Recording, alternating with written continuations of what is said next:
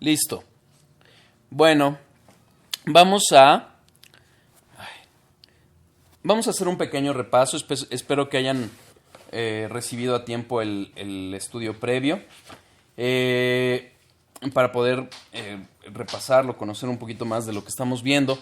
Me comentaba uno de mis hermanos que ojalá pudiéramos darle más continuidad a los estudios para no perder el hilo y créanme, esa es la intención mía, pero no siempre se puede. Empezamos, estamos hablando del atributo de la integridad de Dios. Hablando de la integridad de Dios, vimos cómo este atributo lo podemos expresar en 3 subatributos. El Dios verdadero, Dios es verdad o la veracidad de Dios, y la fidelidad de Dios. Hemos repasado ya por bastantes estudios, incluso ahorita estamos viendo justamente el estudio 24 de la integridad de Dios, y en particular el segundo en relación con la fidelidad de Dios. Y empezamos a ver la fidelidad de Dios en el estudio pasado. Ya sé.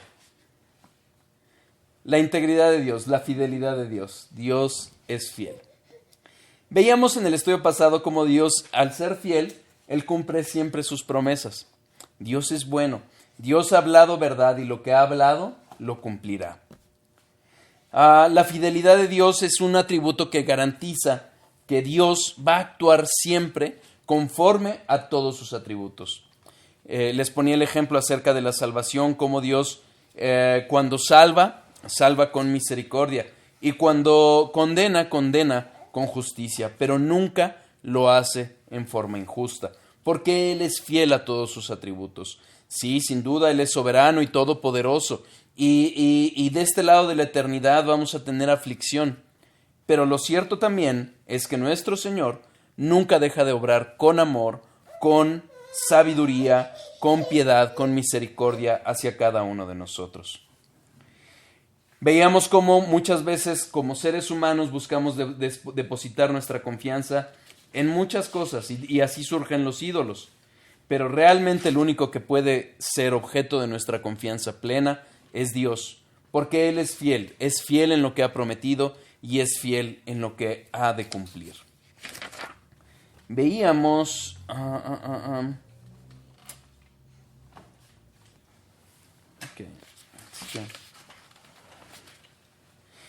Veíamos que la palabra fiel, sí, aquí lo veíamos, exacto.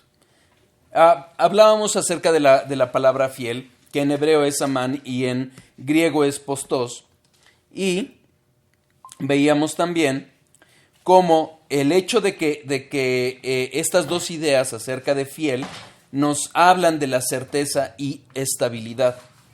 Y esto es importante, ¿por qué? Porque Dios es el único que es digno de que depositemos en Él toda nuestra confianza, que descansemos en Él sin reserva alguna. Igualmente, debemos de entender que la fidelidad de Dios no es que Dios va a cumplir nuestros caprichos o va a cumplir aquello que nosotros envidiosa o pecaminosamente incluso deseamos, o incluso no necesariamente pecaminosamente, pero Dios va a cumplir más bien todo lo que ha prometido. ¿De acuerdo? Les comentaba que este atributo lo íbamos a entender también a través de la vida de Abraham. Les hice algún comentario acerca de la vida de Abraham, pero en realidad vamos a retomar el estudio de ahí.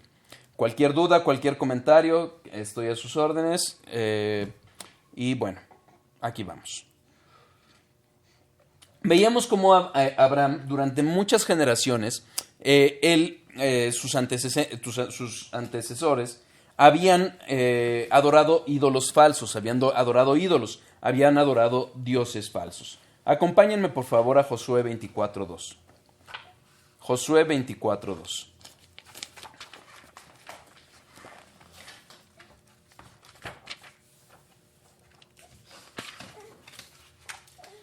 Y dijo Josué a todo el pueblo: así dice Jehová, Dios de Israel: vuestros padres habitaron antiguamente al otro lado del río, esto es, Taré, padre de Abraham y de Nacor, y servían a dioses extraños. Dios no salva a las personas porque se lo merezcan, Si eso fuera así, la realidad es que no tendríamos nadie esperanza. Todos, aun habiendo nacido en cunas cristianas, nacemos adorando dioses falsos. ¿Por qué? Porque primariamente todos nacemos en pecado, el pecado original está en nosotros y derivado de ello tendemos a tener una exaltación del yo. Y habrá quien pueda decir, es que yo desde chiquito buscaba mucho a Dios, sí, pero no al Dios verdadero. Muy probablemente lo que estábamos buscando era un Dios concebido en nuestros corazones y no el que nos revela la palabra de Dios. Por eso, una de las razones que es indispensable para nosotros, padres cristianos, es criar a nuestros hijos en la palabra de Dios, llevarlos todos los días en ella, enseñarles a través de los caminos que Dios nos ha mostrado en su palabra.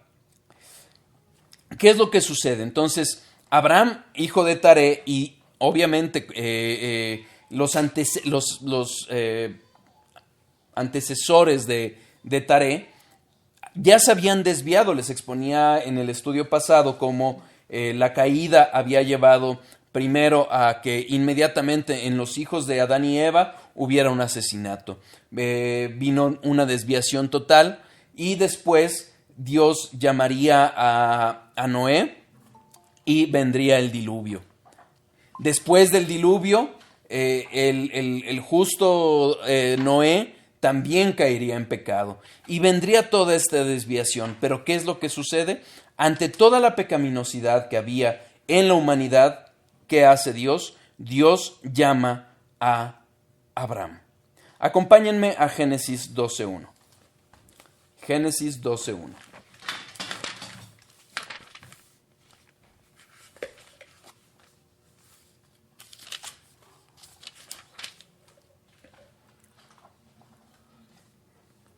Pero Jehová había dicho a Abraham, vete de tu tierra y de tu parentela y de la casa de tu padre a la tierra que te mostraré.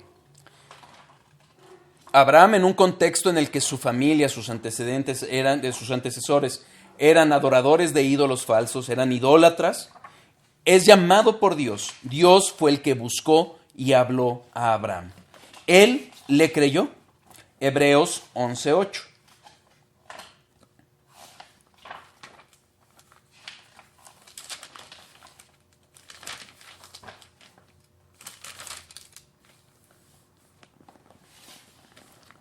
Por la fe de Abraham, siendo llamado, obedeció para salir al lugar que había de recibir como herencia, y salió sin saber a dónde iba.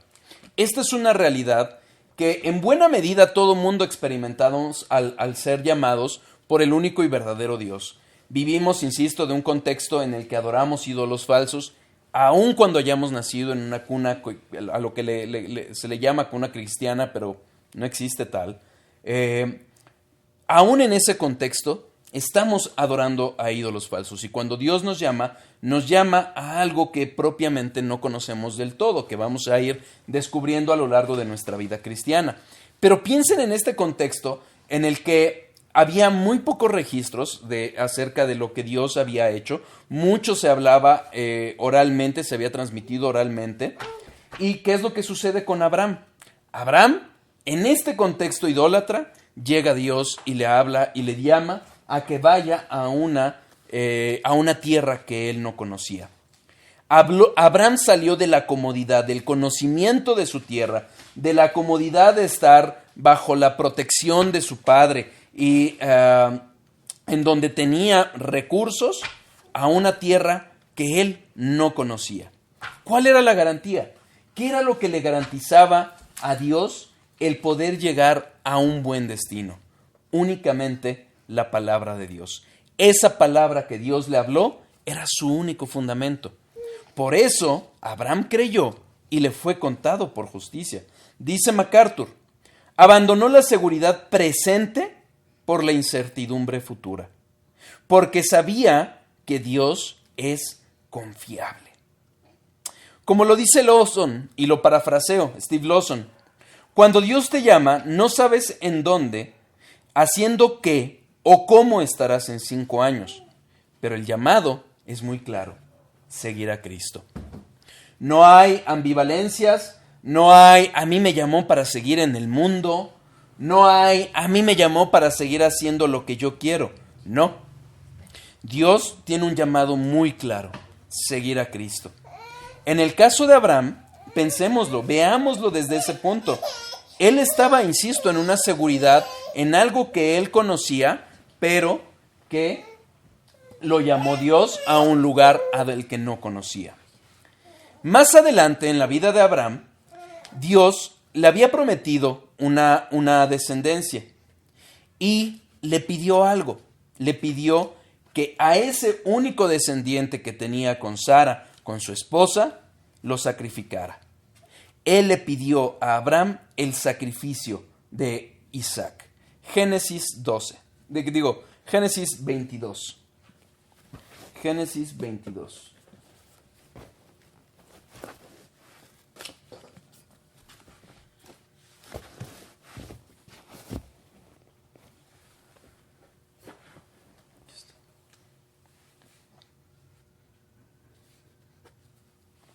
Génesis 22, vamos a leer desde el 1.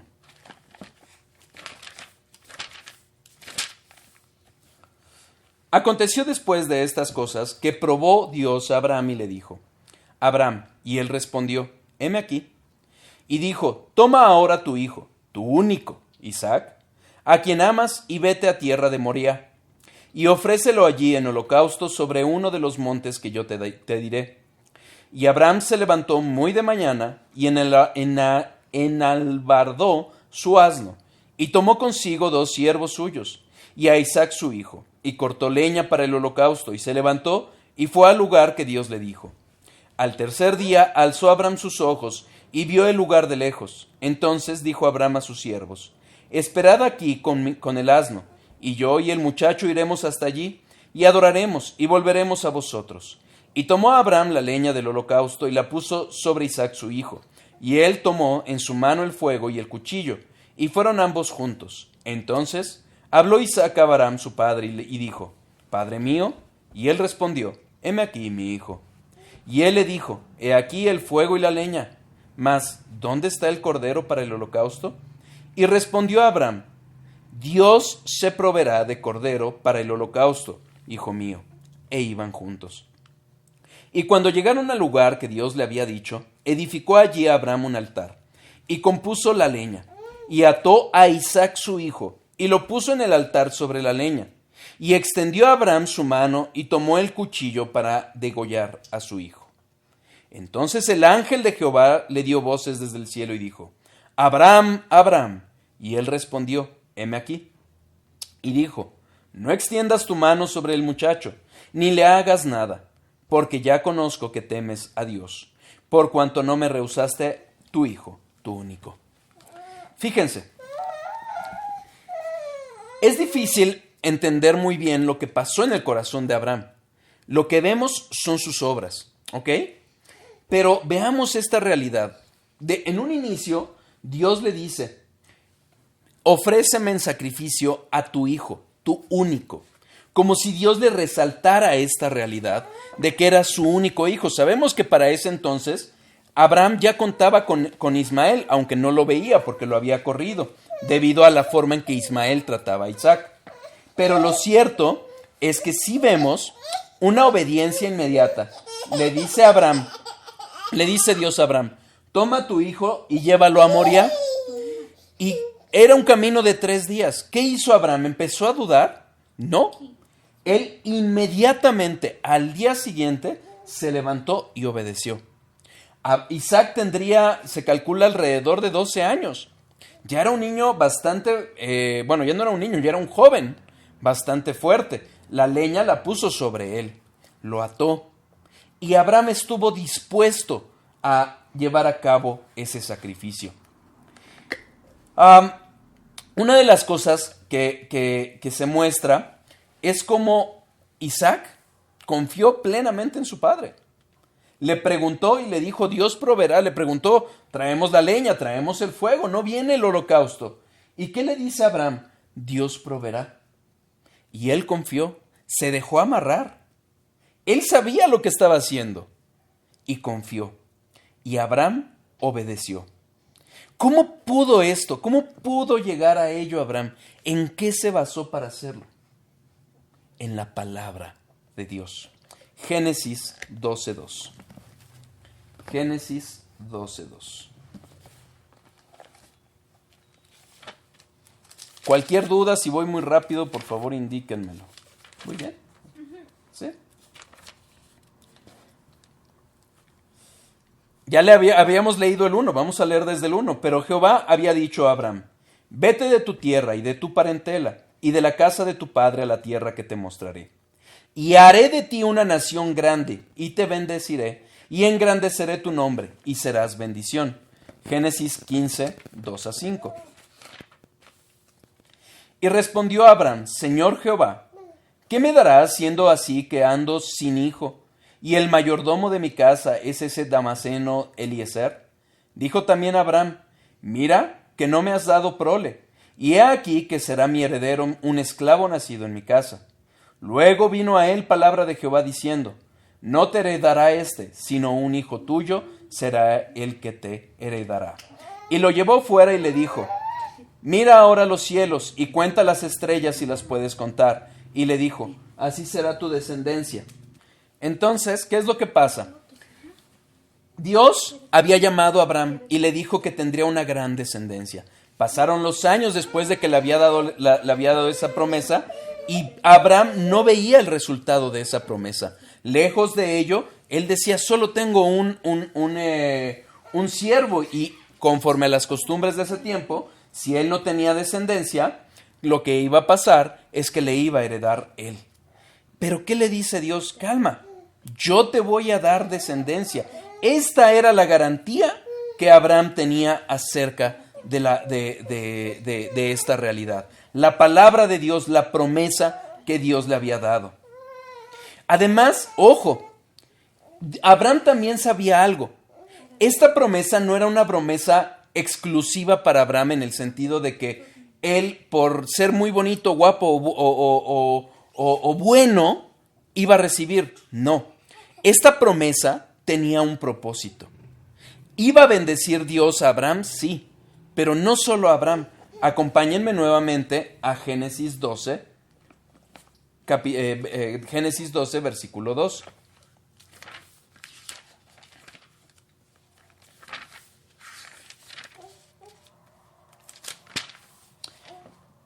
Y haré de ti una nación grande y te bendeciré y engrandeceré tu nombre y serás bendición. Parece que se queda ahí. Fíjense, versículo 3. Bendeciré a los que te bendijeren y a los que te maldijeren maldeciré. Y serán benditas en ti todas las familias de la tierra. Es Dios el que está prometiendo no solo una bendición para él, es una bendición que alcanzaría a todas las familias de la tierra. Génesis 18, 18.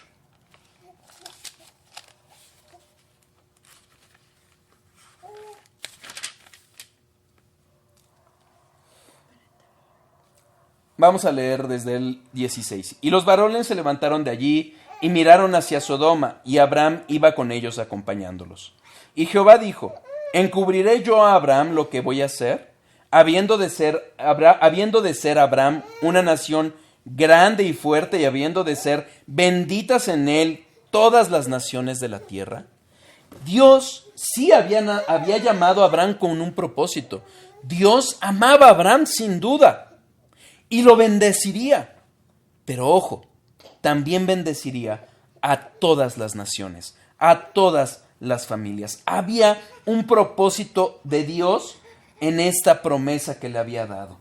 Era un propósito santo, era un propósito en que Dios se glorificaría. Era una bendición para el mundo. ¿Qué sucedió con Abraham? ¿Cómo Abraham se basó en esta realidad? Abraham, le creyó a Dios. Un segundo. Perdón. Saca la otra. Perdón. Es que son de las cosas que no están en el script. Entonces, ¿Qué es lo que vemos? Que viene esta promesa de Dios a Abraham para bendecirlo, sí, pero para bendecir a todas las naciones, a todo el mundo, a través de esa descendencia. Es decir, había en esta palabra que Dios le había dado a Abraham un propósito en el que Dios se glorificaría. ¿Ok? Abraham le creyó. Acompáñenme a Génesis 15, 6.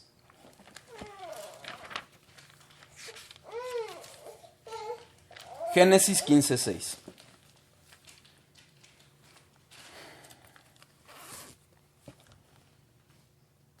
Después de la promesa que le reitera Dios a Abraham, ¿qué es lo que sucede con Abraham? ¿Cómo responde Abraham? Y creyó a Jehová y le fue contado como por justicia. Como dice MacArthur, Abraham sabía que el Señor es confiable y fiel a su palabra. Esta es la realidad. Esto es algo que provoca Dios cuando llama a las personas. Cuando escuchamos su palabra, creemos, obviamente por la obra del Espíritu. Y sabemos, los verdaderos hijos de Dios saben que Dios es confiable y que es fiel. Hebreos 11, 19.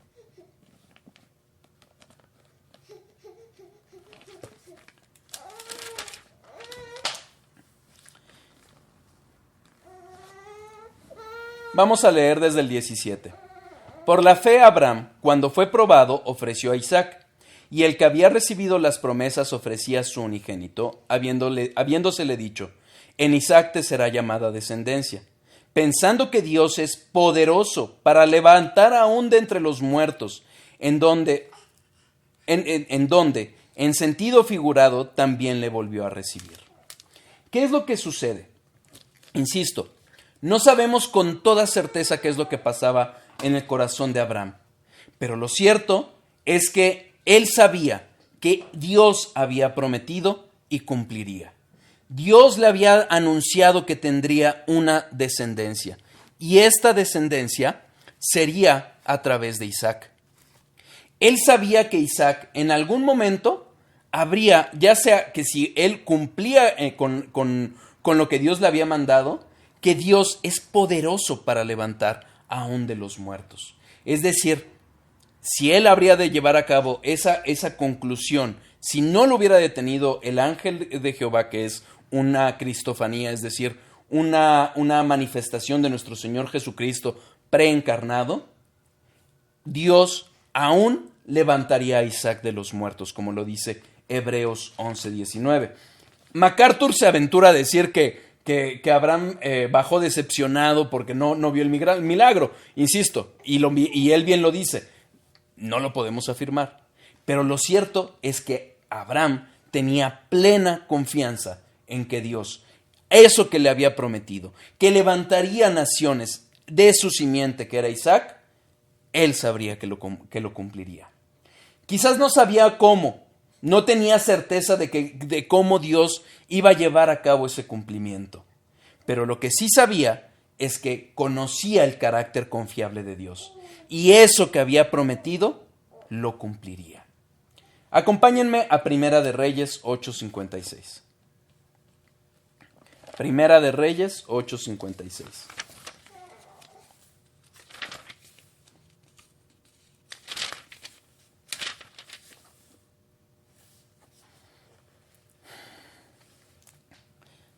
David había muerto. David ya no iba a edificar el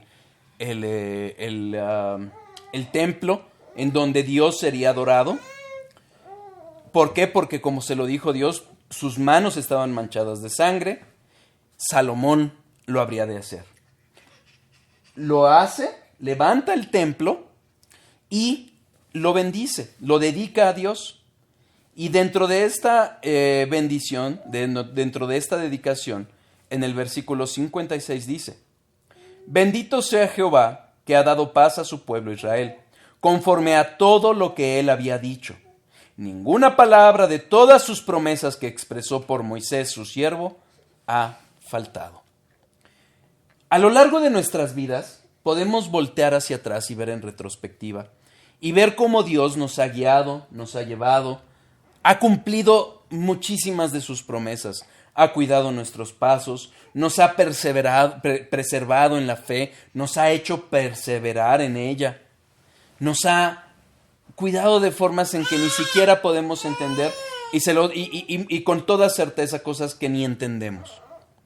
Pero lo que sí podemos ver es su carácter confiable, porque lo que Él ha prometido ha cumplido. Esto pasaba en el corazón de Salomón en el momento de dedicar este templo. Él vio hacia atrás, vio las promesas que Dios había hecho, vio cómo había cumplido esta verdad, cómo a lo largo de la vida de su padre lo había preservado, cómo le había dado su trono a pesar de las dificultades, a pesar de los tropiezos, le había dado esa descendencia, ese rey descendiente de David en Salomón mismo, y él podía decir que todo lo que había prometido lo había cumplido. Como lo dice Thomas Watson, las promesas son el compromiso de Dios y la verdad de Dios es el sello que Él pone sobre su compromiso. Dios es fiel, Dios es el Dios verdadero y Él habla verdad. Y esa verdad Él se compromete a llevarla a cabo y nos da esas promesas. Su verdad es el sello de un rey que certifica una carta. En el caso de Dios es el sello de Dios, que esa verdad que ha hablado se va a cumplir. ¿Queda claro? Pero ya vimos cómo Abraham, viendo toda esta situación, habiendo creído y confiado únicamente en la palabra de Dios, en esa promesa que le había dado, en esta realidad en que estuvo incluso dispuesto a sacrificar a su propio hijo, su único, veámoslo ahora hacia atrás. Veámoslo desde el inicio para entender cómo Abraham había podido confiar en una promesa en que Dios le había dicho: te bendeciré a ti y bendeciré a todas las familias, a todo el mundo. ¿Ok? ¿Qué pasa después de la creación? Dios crea todo el universo, crea la tierra, los cielos, los animales, las plantas, y como pináculo de esa creación, a Adán y a Eva. Después de la creación y que Dios califica como buena, Adán y Eva determinaron desobedecer a Dios. Ellos voluntariamente comieron del fruto prohibido y fueron expulsados del paraíso. Perdieron la comunión con Dios. Ellos inmediatamente que pecaron, se escondieron, buscaron poner cubrir su desnudez con hojas de higuera, lo que significa nos muestra el carácter religioso de todos nosotros cuando queremos cubrir nuestras desobediencias con obras buenas, esa religiosidad con la que queremos agradar a Dios y ganarnos su favor, porque no terminamos de entender que es Cristo el único que nos puede llevar a Él por su obediencia perfecta, porque es salvación por gracia. Eso sucedió con Adán y Eva. Pero ¿qué sucede después de ellos? Después de ello vemos el deterioro de la humanidad. Inmediatamente sus hijos pecan, y pecan de una forma impresionante. Caín mata a Abel. Eran los hijos de Adán y Eva. No habían pasado muchas generaciones en que se dio un deterioro. No. Los papás cayeron y los hijos pecan de esta forma. La decadencia de la humanidad fue tal que Dios acabó prácticamente con toda la humanidad, salvo 8 personas. Noé, su esposa, sus 3 hijos y las esposas de sus hijos. ¿Qué es lo que vemos en esta realidad? Dios no abandonó a la humanidad. Aunque la humanidad lo abandonó a Él, Dios no abandona a la humanidad. Si Él hubiera decidido abandonar a la humanidad, si Él hubiera determinado acabar con toda ella, no salvar a 8 personas, Dios no hubiera pecado, porque Él hubiera matado justa y santamente a todos y cada uno de ellos. Como si hoy decidiera acabar con cada uno de nosotros, lo haría con plena justicia y santidad. ¿Queda claro? ¿Pero por qué? ¿Por qué Dios actuó así? ¿Por qué Dios no actuó justa y santamente acabando con todos y determinó actuar misericordiosamente? ¿Por qué? Porque Dios lo había prometido. Acompáñenme a Génesis 3:15. Génesis 3:15.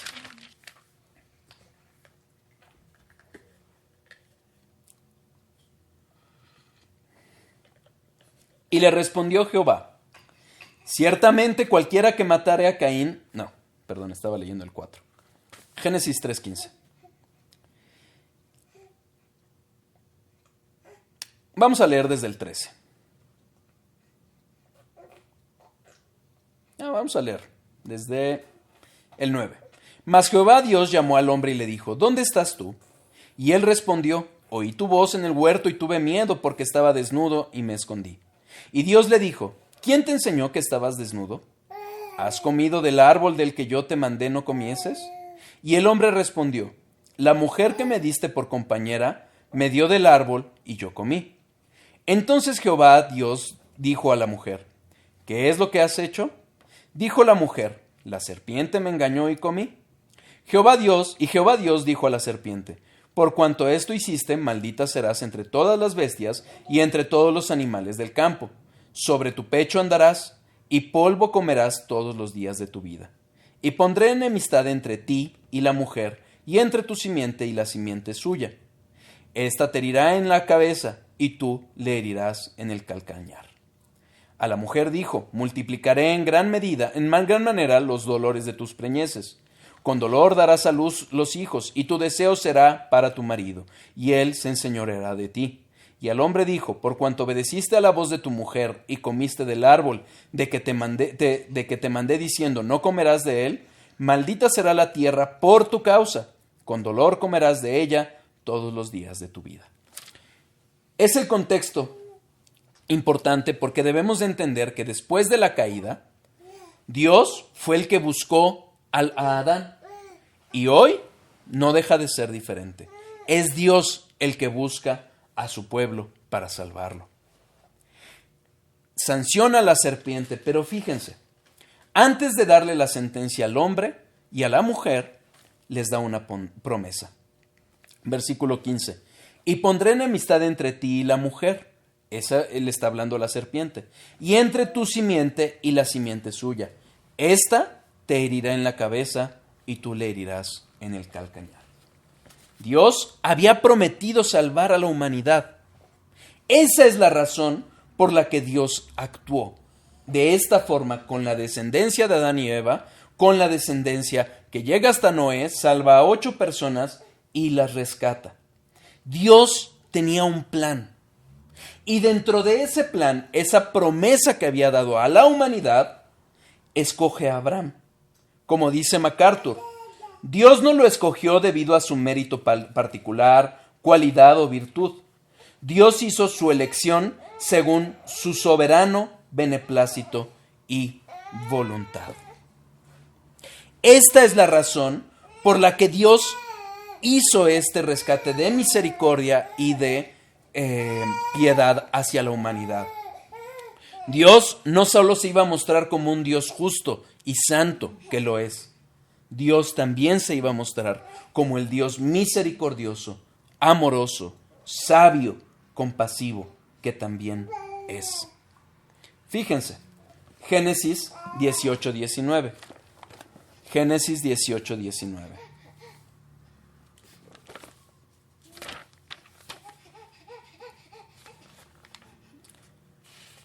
Génesis 18:19. Si recuerdan, hemos estado yendo sobre los mismos pasajes. Génesis 12, Génesis 15, Génesis 18. En Génesis 18 vemos lo que habría de acontecer, el anuncio que había de dar Dios a Abraham acerca de la destrucción de Sodoma. Vamos otra vez desde el 17. Y Jehová dijo: ¿Encubriré yo a Abraham lo que voy a hacer? Habiendo de ser Abraham una nación grande y fuerte, y habiendo de ser benditas en él todas las naciones de la tierra. Versículo 19. Porque yo sé que mandará a sus hijos y a su casa después de sí, que guarden el camino de Jehová, haciendo justicia y juicio, para que haga venir Jehová sobre Abraham lo que ha hablado de él. Si nosotros leemos esto en la Reina Valera de 1960, parece, si nosotros recordamos cuando hablamos acerca de la soberanía, del decreto eterno de Dios, de la omnisciencia de Dios, esto sonaría como un preconocimiento de la que hablan los arminianos. Lo voy a traducir. Los arminianos dicen: Dios elige a aquellos que sabe que van a creer en Él. Como lo analizamos en su momento a través de la palabra de Dios, hemos entendido que Dios no elige así. Dios soberanamente decreta. Dios soberanamente elige. Dios soberanamente elige a seres pecadores que sabe que no vamos a creer en Él, pero justamente por eso sabe que necesitamos de su gracia y de su misericordia. ¿Queda claro? Fíjense. ¿Por qué entonces leemos aquí? Y repito, Génesis 18, 19.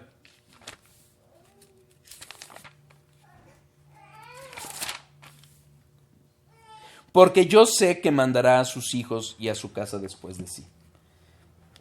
Vamos a leerlo en la Biblia de las Américas. Y ahorita les explico por qué es una mejor traducción.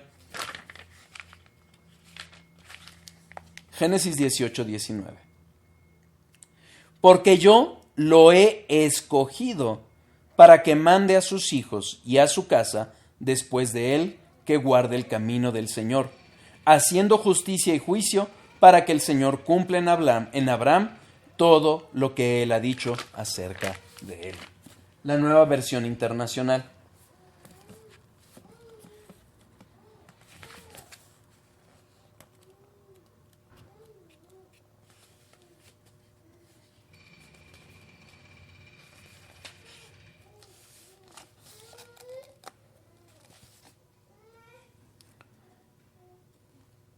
Yo lo he elegido para que instruya a sus hijos y a su familia, a fin de que se mantenga en el camino del Señor y pongan en práctica lo que es justo y recto.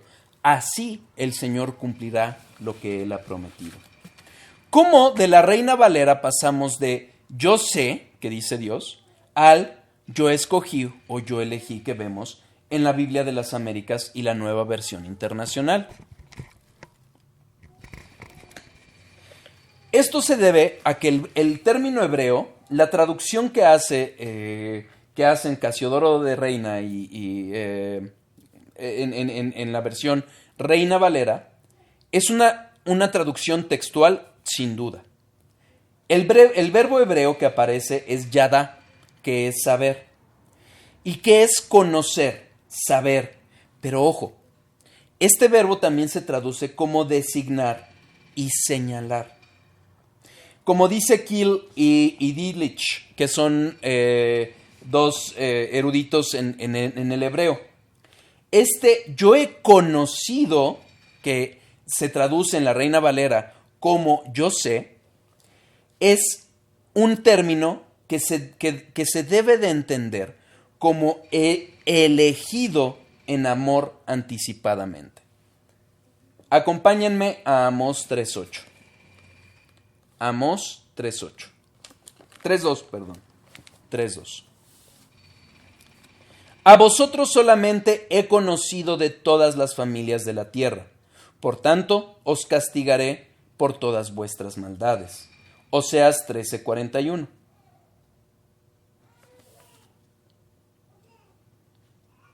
Oseas 13:41.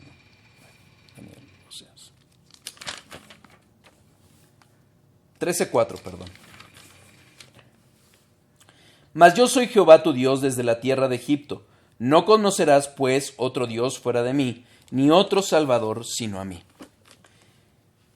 Este conocimiento del que nos hablan estos versículos es justamente un conocer íntimo, un conocer que entre marido y mujer se refiere a un conocer que lleva a la procreación de hijos.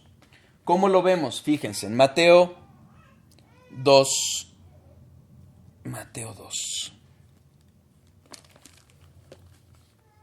Mateo 1. En el nacimiento de Jesucristo, María concibió a Jesús del Espíritu Santo. José, siendo un varón justificado por Dios, quería tratar con misericordia a María y la quería dejar. Viene el ángel de Dios, un ángel de Dios, y le anuncia acerca de la realidad de la concepción a través del Espíritu Santo que había en María, que era Jesús. Derivado de ello, José decide seguir como marido de María. Versículo 24. Y despertando José del sueño, hizo como el ángel del Señor le había mandado y recibió a su mujer, a María. Pero no la conoció hasta que dio a luz un hijo primogénito y le puso por nombre Jesús. Jesús había de ser el primogénito de José y de María. Pero después ambos procrearían más hijos, entre los cuales está Santiago, que escribió el libro de Santiago. ¿Ok? Es esta realidad, es este conocer del que nos habla Génesis 18, Amós 3 y Oseas 13 y Mateo 2. Dios no sabía, como algo que habría de pasar, que Abraham iba a enseñar a su descendencia en la verdad de Dios. Dios lo había escogido para hacerlo. Lo conocía desde la eternidad. Había decretado que Abraham iba de ir por este caminar. ¿Queda claro? ¿Qué es lo que sucede? Este conocimiento, esta realidad que nos muestra la palabra de Dios, es un carácter de Abraham, sí determinado por Dios, porque él lo había escogido, pero ojo, es también una respuesta a todo lo que Dios había venido hablando. Desde el protoevangelio que vemos en el Génesis 3:15, las promesas que vienen en Génesis 12 y 15 directamente a Abraham, Abraham sabía que Dios era de confiar. Es un Dios fiel, que habló y creó, esa creación se reveló, pero Dios, en su misericordia, prometió un Salvador y había elegido a Abraham para que de su descendencia viniera esa salvación. El carácter de Dios estaba de por medio. Y justo por eso sabía Abraham que Dios es fiel y Dios cumple lo que promete. ¿Queda claro? Eventualmente, como lo veremos primero Dios en el siguiente estudio, vamos a ver cómo Dios hizo un pacto con Abraham. Y vamos a analizar lo que ese pacto implicó. Pero quiero que veamos con mucha claridad cómo vemos a un Abraham que cree en Dios porque sabe que Dios es fiel. Dios es fiel porque Él habló con verdad y su carácter va de la mano con lo que Él habló. ¿Queda claro? Espero que a pesar de las interrupciones, de todo lo que fue un poquito escabroso el estudio en el sentido de que tuvimos interrupciones, no haya perdido mucho el hilo. Si no quedó claro, por favor háganmelo saber, exprésenme sus dudas y si quieren hacemos el próximo estudio un repaso detenido de esta historia de Abraham. ¿Queda claro? Déjenme detener las grabaciones.